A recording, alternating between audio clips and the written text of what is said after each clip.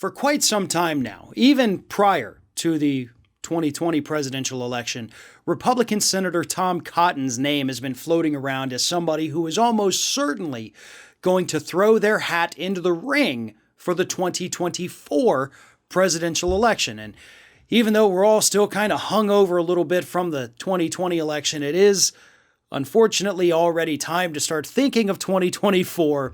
And Tom Cotton, seriously, is thinking about 2024. In fact, this week, he co-sponsored a piece of legislation with noted Republican centrist Mitt Romney to increase the minimum wage. Hey, that's what we've all been calling for, right? You know, the fight for 15. We want to increase the minimum wage. Unfortunately, though, Tom Cotton and Mitt Romney's bill does not, in fact, raise the minimum wage to $15 an hour. In fact, it has no specified new minimum wage. Their bill would just, in some way, tie minimum wage to inflation, which would be okay, I guess, if minimum wage had already kept pace with inflation. So we're already fighting from behind, not keeping up with inflation. So yeah, you have to raise it first and then tie it to inflation. Otherwise, minimum wage earners, who most of them are over the age of 25, are continuously going to be making poverty wages here in the United States. Also, this piece of legislation says that we'll increase the minimum wage, tied to inflation.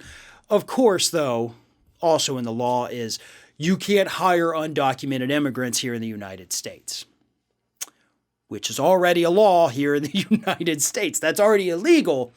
But of course, Tom Cotton, Mitt Romney got to throw a few bones, to the hardcore Republican base and say, look, we're doing everything to prevent undocumented immigrants from taking your job. We tried to make it illegal in this, but nobody wanted to support our legislation.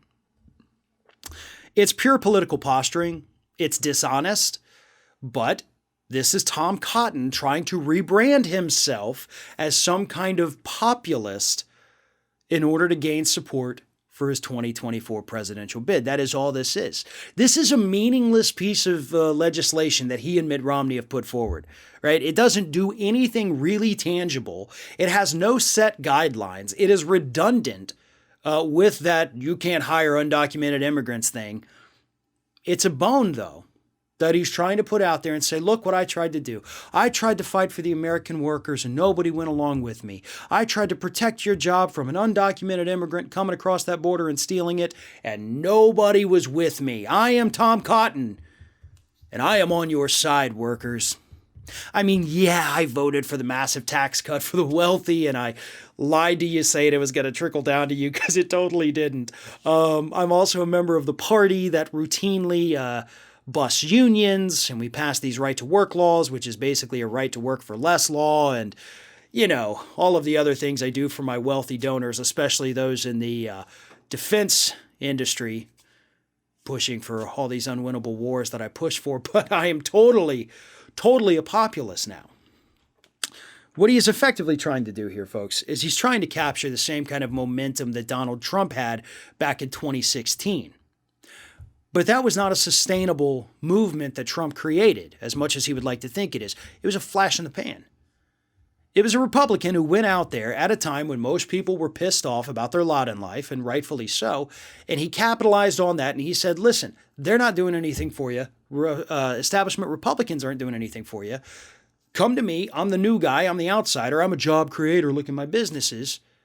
And also, immigrants are to blame for your sour luck in life. So vote for me. I'm going to fix that problem. I'm going to get you your jobs back. I'm going to stop them from going overseas. And then he did none of that. He didn't deliver for the people, and they take notice of that.